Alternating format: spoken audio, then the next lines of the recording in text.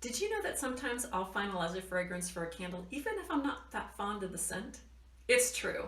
And in today's episode of Every Candle Has a Story, I'm going to share why I finalized the fragrance for our Echoes from Scotland candle, even though it wasn't a fragrance I particularly liked. Stick around to find out the story behind Echoes from Scotland.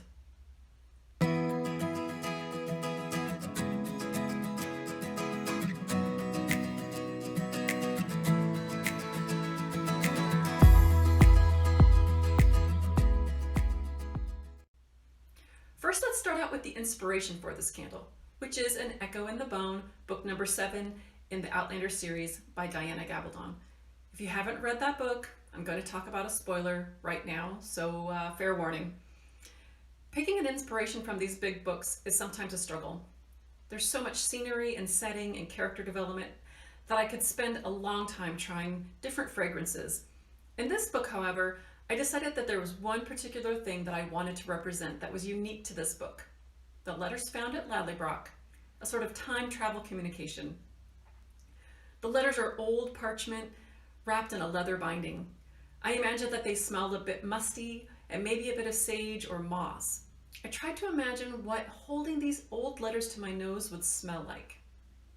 In the end, I finalized a fragrance that is a blend of oak moss, sandalwood, sage, and leather in a gorgeous dark green color.